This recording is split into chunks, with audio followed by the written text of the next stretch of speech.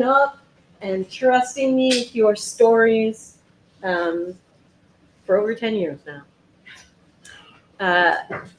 I know this is that time of year where everybody asks you for money.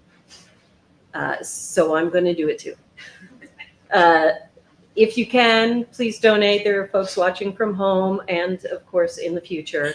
If you can, we survive on donations, and we want to keep this program going because it's so good. We have a wicked special one tonight. It includes a film from Robert Caruso, and that's all I'm going to say about that. And amazing writers, Helena, Kevin, Eve, Gordon, and Abira. That's the order, in case I didn't tell you. So I'm not going to talk anymore. We're just going to welcome Helena. Is this a little high for you, Helena? Maybe just a little bit. Let's just move it over to Kevin. Helena, everybody.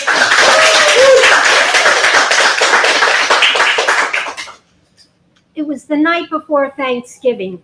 I'd only been in town a few weeks and everything was going wrong.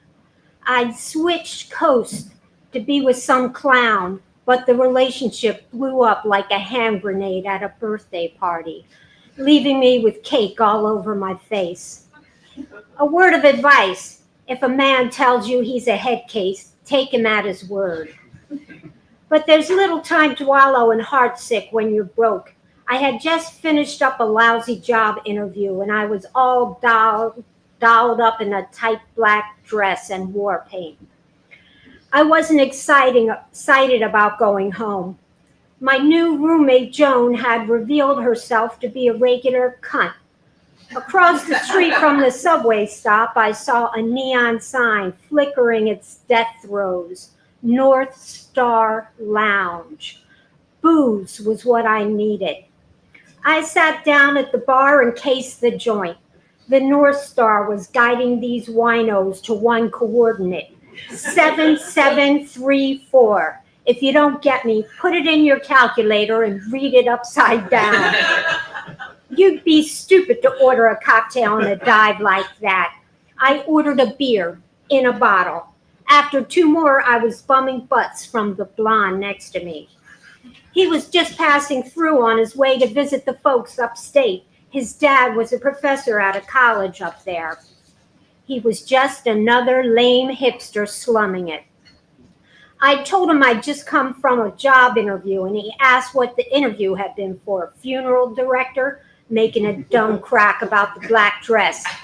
Web sales, I responded, but men do call me the Undertaker. Then he asked how I'd ended up in the city. Bored by my own sob story, I took some liberties. The ex and I had knocked off a bank out west, see? We made off with $100,000 in cold cash, see? Then he skedaddled to Mexico, leaving me broke with Hoover's boys hot on my trail. See? Why do you keep saying see, he asked. You're funny. The kid was a looker, but he was no Einstein. I'd rather be sexy, I quipped. Oh, you're sexy. Then why don't we go play in my crib? I don't want to shatter your innocence, but things like that happened at the North Star. Are you serious? As a train, you just have to follow Robert's rules of order. 1, you do whatever I tell you to do. B, I don't want to know your name. But I already told you my name. Well, I forgot it, so don't tell me again. This has to be anonymous. We grabbed a cab to Brooklyn. Fortunately, Joan was still out, no doubt snorting low-quality nose candy off a toilet seat. The blonde sat on the couch, and right away I stripped and sat on his lap. He tried to kiss me. That's nasty, I snapped. What kind of floozy do you take me for? Then I flipped over and stretched out across his lap. Spank me. I'm a bad girl. Sometimes I drink too much. I stood up and struck a gravel. Tell me I'm attractive. You're attractive, he said. Are you talking a game or playing it straight, I asked. I'm talking a game. I'm playing it straight, he answered. Evidently, I'd picked up a parrot. Stay here, I ordered, and I scurried into the kitchen to look for something to guzzle. I found a bottle of Pinot Noir, Chateau Chekhov, 1964. Not a good year. I uncorked it, took it into the living room, and we drank it straight out of the bottle. Take your clothes off, I ordered. Can't we turn the lights out? What, are you hiding something? I want to check you out first. Make sure you're not a hophead or covered in blisters. Maybe I'm being too mean to this guy, I thought, but he doesn't seem to care. He got naked on the floor with me and would pass the bottle back and forth, laughing at nothing because we were juiced to the gills. Then I took him back to the boudoir. How was it, you might ask? Well, it was nothing to write home about. Not that you would write your parents about something like that anyway. They don't want to get a letter like that, trust me. In the morning, I walked into the subway. He asked me what I was doing for Thanksgiving. I got nothing to be thankful for, I groused. You know what would be funny? If I took you to Thanksgiving dinner with my family. I didn't know if he was inviting me or just cracking wise. It didn't matter. Listen, dollface, that's not happening. It would be against the rules. I walked back to the apartment with a spring in my step. That was more fun than crying myself to sleep, I mused. He was a nice guy, not my type. When I got back to the apartment, Joan was sitting in the living room smoking. I could tell she was pissed off by her twisted mug.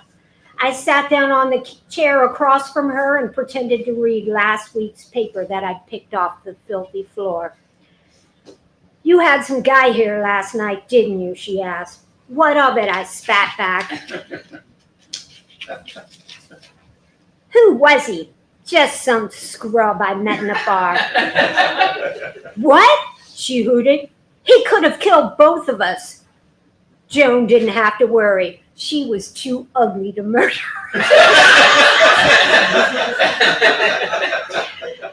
Get off your high horse, I snapped. Just last week you brought some guy back here, remember? The one that tried to... Joan cut me off. I was reminded of a knock-knock joke. Something about an interrupting cow. That was different. My friends were playing canasta in the living room. You got a point, I said, not wanting to argue further. But he was a perfect gentleman. How would you know? You probably don't even remember his name. As a matter of fact, I don't. Joan reached down and hooked something white off the floor with her index finger. It looks like your boyfriend left a souvenir. She held at arm's length a pair of men's tidy whities. Then she screamed, oh my God, and twirled them around so I could see a big red-brown stain. It looks like your boyfriend was bleeding from his anus. How does that feel? Not good. You fucked some guy who was bleeding from his asshole, she added, in case I wasn't capable of putting that together myself. This is bad, I thought. This is really bad. In a panic, I racked my brain. What kind of clap makes you bleed from there? Or did I do something bad to that poor slub? Relieved, I remembered something. I had knocked over the bottle of wine last night and sopped it up with his underwear. It's all right, I laughed. It's just wine. The carpet was so stained there was no way to ID a new one. The floor had a sizable slope, and I retrieved the spent bottle from where it had rolled against the wall. What? Shrieked Joan. Is that my bottle of wine? Don't worry, I said. I'll replace it. You can't replace it. A dear friend gave it to me. It's from her family's private vineyard. I'll tell you what I said. I'll give you $20, all right? But if you take the dough, I don't want to ever hear about this again. Ever. That's the deal. I knew Joan was hard up because she was already into me for $80. Okay, said Joan, but I want it now. So I got my purse and I handed her a wrinkled bill.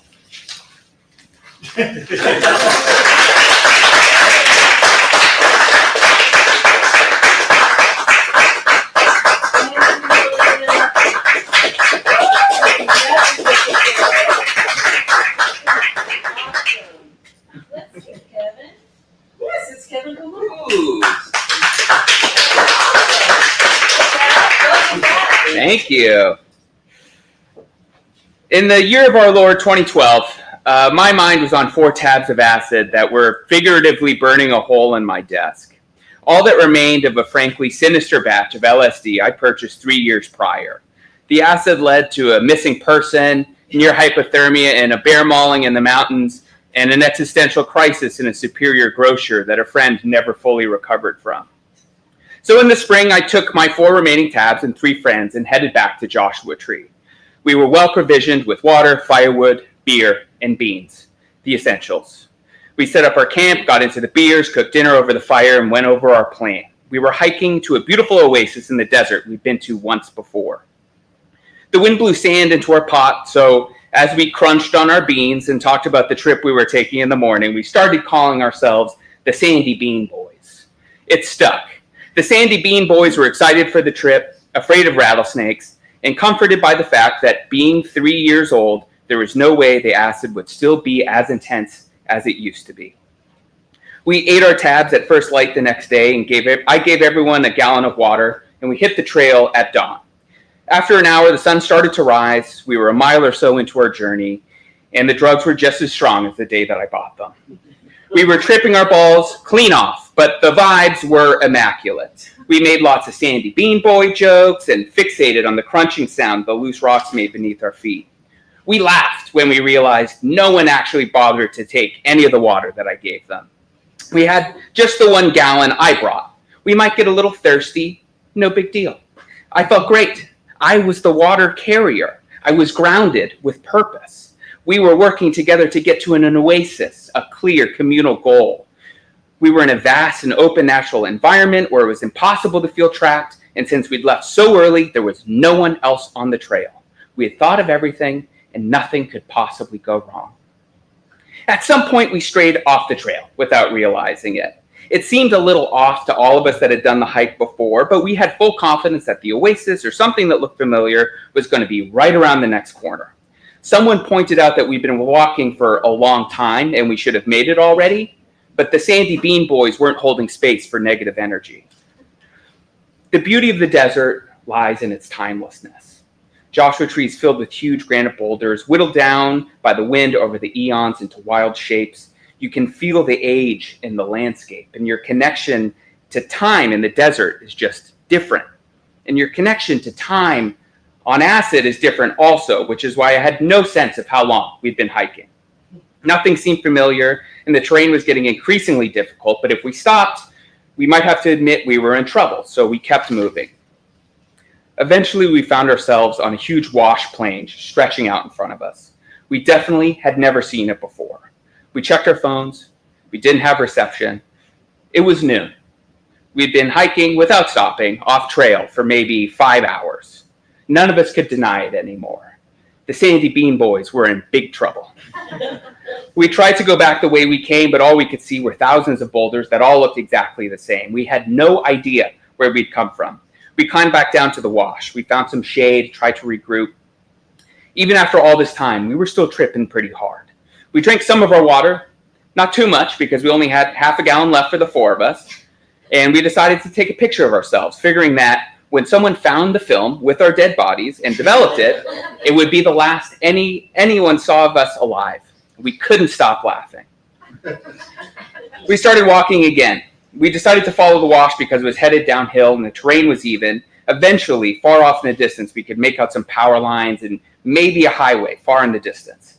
We knew that distance in the desert is hard to judge under normal circumstances, and our circumstances were far from normal.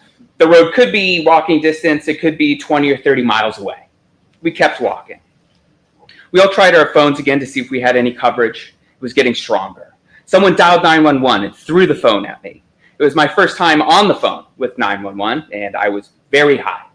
I did my best to sound human. After begging them not to send a search and rescue helicopter, I connected with a park ranger and described where we came from and what we could see. They thought they knew where we were. We were instructed to walk south down the wash towards the highway for several miles, and hopefully we'd come to a dirt road. They were sending someone to the road to pick us up. We probably weren't going to die, but we were getting picked up by law enforcement, and we weren't sure which was worse. We made our way to the road. It was slow going in the midday heat with no shade whatsoever. Eventually, we reached it and started walking west. Eventually, we were found. Reckoning time. The ranger looked us over, and I'm sure we looked terrible. My one friend was sweating buckets in the heat, wearing a hoodie to cover up the Grateful Dead t-shirt he was wearing underneath. We waited on the side of the road while the ranger cleared out the back seat. He had gear, equipment, and a bunch of bongs. He told us he confiscated them earlier. "Don't smoke, boys," he said. My friend in the hoodie asked, "You sure those aren't yours?" The ranger didn't think it was funny. The rest of us stifled our laughter. We piled into the back of the truck, and the ranger closed the doors. He got into the driver's seat on the other side of the metal bars, put his hand on the barrel of his rifle, and started driving. We didn't know if we were in trouble or not. We sat in silence while the ranger told us about all the people who die in the park every year and how lucky we were to be picked up. We got to the campground. He let us go and took off, no questions asked. Things could have been very different. The trip very nearly became a cautionary tale, but luckily, the Sandy Bean Boys escaped all accountability and didn't learn a thing. I suppose you don't always need to know where you're going or have a North Star to follow. Sometimes it's enough to just put one foot in front of the other and hope for a bit of luck. Thank you.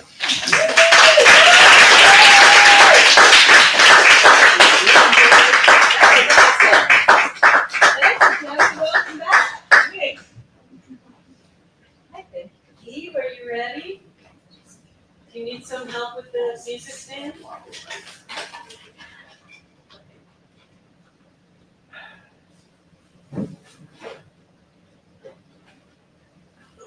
I'm lying in a bed of ice water. I'm in agony, wondering how the hell did I get here? You see, some years ago I had my first knee replacement. It was hard, it was tough, but eventually I ended up with a good knee. I could walk just fine. The only thing I couldn't do was kneel. Then the other knee started to hurt pretty badly. I was using pain pills, I was on a cane. Well, I had to do something, and considering my age, better sooner than later. So I decided to go forward with the second operation, specifically at Christmas time. Christmas. Christmas has always been a magical time for me. I remember my mother working so hard to create the most beautiful, huge, fairy tale-like Christmas tree. First, the untangling of the wires of the lights from the year before, then the many long hours stringing popcorn and cranberries, making these long garlands that would go round and round to the very top. Then covering everything with original ornaments, odd creatures, elves, strange faces peeping out of the branches. All sorts of imaginative figurines and Christmas images. And even though we were atheists in my home, it was my job to set the creche underneath the tree. Little cows and sheep and donkeys, all in attendance of the baby Jesus. Cotton for snow, as if it ever snowed in Bethlehem. And then Christmas morning, waking up to so many presents, only opening a couple, because we had to wait for my dad to get home from work. My father, he worked every single day of the year. And the wonderful food, helping Mom by turning the old-fashioned meat grinder, chopping up the liver that would result in the most tasty stuffing, baked yams, roasted marshmallows, and the wine, Manischewitz, which I'd get to taste once or twice. And then Dad would be home, and it really was Christmas. The whole family together. Splendor. And of course, in later years, I tried to create the same magic for my own child. But now I'm old, and I have very little family left. And it turns out that in the small family group I do have, to their Christmas celebration, I am not invited. And the person I'm closest to in this group doesn't stick up for me. And that is a great wound. So I decide I'm going to have the second knee replacement at Christmas time, figuring the pain of the surgery is going to be so great I won't be thinking about the emotional pain. I'll be so occupied with leg pain, brain pain just won't come. I tell the surgeon to either get me in close to Christmas or forget it. Well, there is an opening, and I do go in December 20th. I make one mistake. I tell the doctor, please don't give me the same pain-killing medicine you gave me last time. It made me loopy. Use something else. Well, that was dumb, because my pain level this time ends up being much greater as a result. The surgery takes place. I'm suffering so much they keep me 3 days in the hospital. I know. I have to go to some kind of nursing facility. I can't make it on my own. So I wake up in the nursing home from hell. First, the doctor prescribed 2 different painkillers, one for just general and one for extreme pain. Well, the one for extreme pain, of which I am in constant need, the nursing home doesn't have. And the pharmacy in that area also doesn't have and will never receive during the 3 days that I'm there. I lie in bed. I am in agony. I hear somebody screaming. Then I realize it's me. I'm the one keeping everybody awake all night. And I don't care. I can't eat the food. It's completely inedible, impossible. I ask for an ice pack to put on my knee. They don't have an ice pack. Finally, someone brings me ice, raw ice wrapped in a towel, which of course melts. And so that's how I end up lying in a bed of glacier freezing. And there is absolutely nothing I can do. Breathe in, breathe out. I realize it's not a matter of anyone being mean or cruel, just completely incompetent. Breathe in, breathe out. And it's Christmas morning. Someone from what's left of my family, the one that doesn't invite me, calls. And what I set out to do, be free of emotional pain by having physical pain, fails entirely. In fact, it seems that the 2 pains merge into one big blob of red-hot explosive pain. I end up telling this person how hurt I feel for being excluded. I don't accuse anybody, nothing like that. I just express how I feel. They hang up rapidly. I drag myself onto the walker.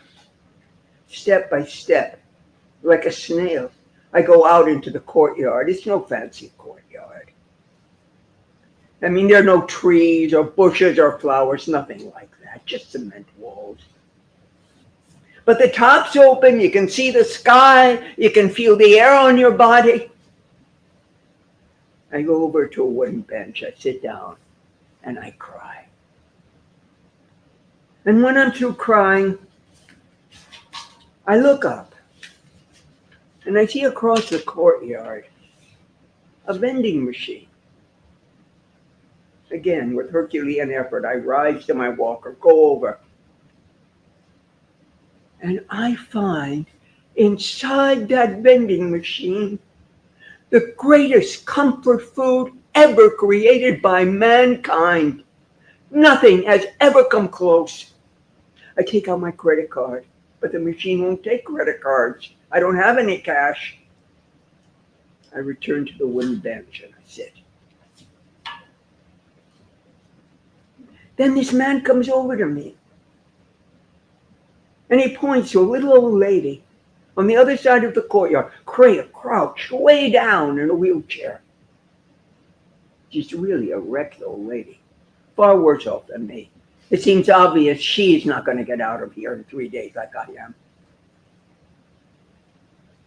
The man tells me that that little old lady wants to buy me whatever it is that I want in that vending machine. I tell him. And the man goes over to the machine, drops in a few coins, and out pops a cup of noodles.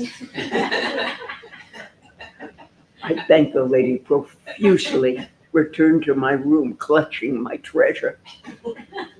I ask the nurse to fill it with hot water. In a few minutes, I'm sitting on the edge of my bed, sipping this divine elixir. It's hot. The salt hits my tongue. And my pain subsides in the realization that even in hell, goodness, compassion exists. This old lady has touched my very soul. And gratitude, hope, belief in a better tomorrow just floods over me. Love really exists. This is the worst, and in a way, the best Christmas I ever had. And if I could dance, I'd show you how great my new knees are.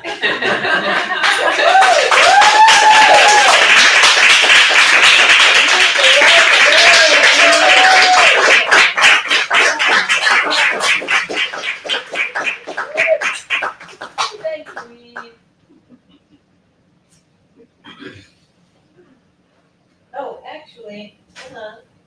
I'm going to show the film first. We're going to show the film now? Yeah. I'm sorry, this is Would the. actually introduce, Do say, you want to introduce say it? something I have about, a yeah, slide, I want to introduce Robert Caruso, who made the film. Robert Caruso is someone who I am fortunate enough to know. He was friends with, he lived in the neighborhood with a friend of mine who was named, at that time when we were 12, his name was Bo Rhines, but later he became Heinous Rhines. But initially, Robert Caruso was his neighbor, and Robert was the guy in the neighborhood who had his own film company, and he made films, Super 8 films, and he would star, they would star the other kids in the neighborhood. He was an extremely creative person, and the weird thing about that is he also had adult-like qualities, which is sometimes not common with creative people, but Robert really did have those qualities. So I later met him, and we have done a lot of creative projects together. In fact, the True Story community knows Robert because he did another film, which I took part in, which was called The Monkey's Top Hat. It was a noir. But he came to me this year and said that he wanted to tell the story of the Nib Geebles calendar, which is now in its 40th year. And I was honored that he had, chosen to make this project. I had one request, and that was that I would not appear in the film. I would be played by a stunt double. So the film that we're going to see tonight, I was actually not involved in. And there's one other little thing that I'm going to tell about the film before we play it, which I've never told anyone about the film, and no one's ever asked. And that is when there's a part in the film where I'm talking about the Bible and religion and creativity.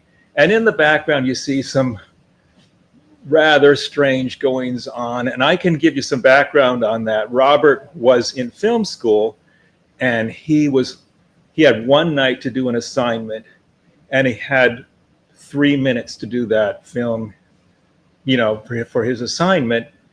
And he met with me and Hannes Rhines. We often collaborated together. And he said, well, what should we do? And we sort of brainstormed on it, and we agreed that we should make, with Robert, for his assignment, a sword and sandals epic and tell the story of the Bible. And that's what we did. And so you see little pieces of that when I'm talking about the Bible. And here it is. The film is called Nib Is My Pen Name. It's by Robert Caruso.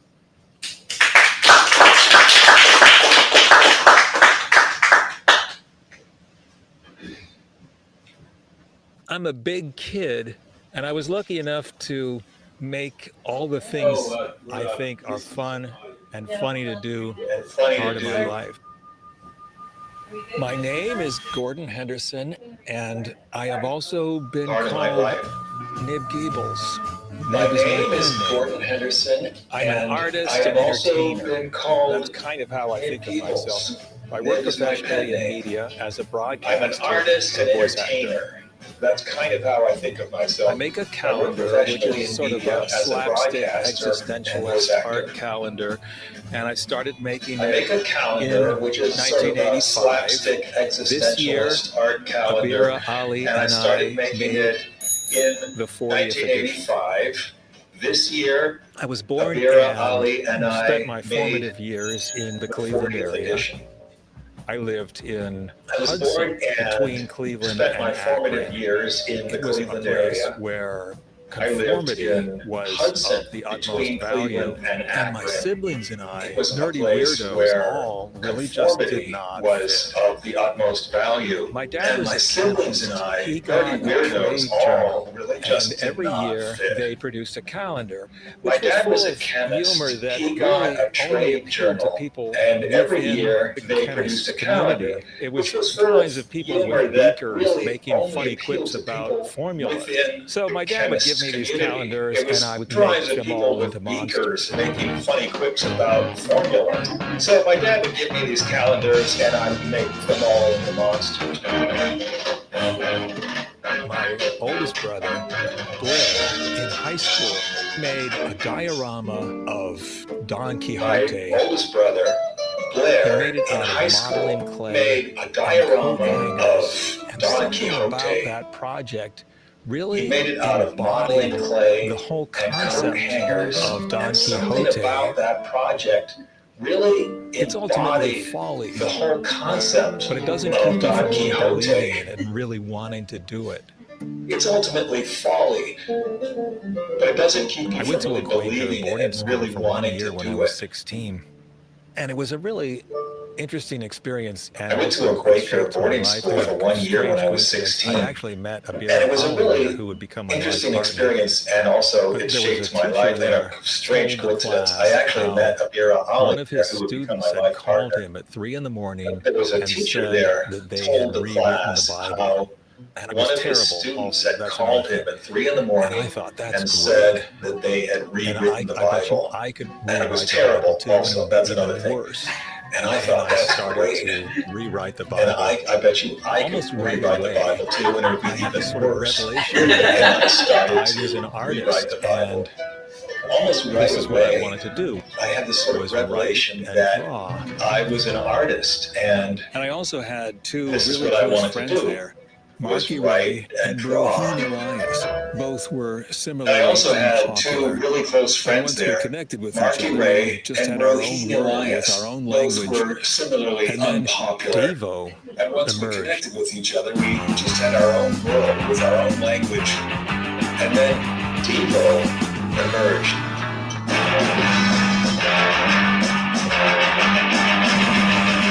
We couldn't believe that this band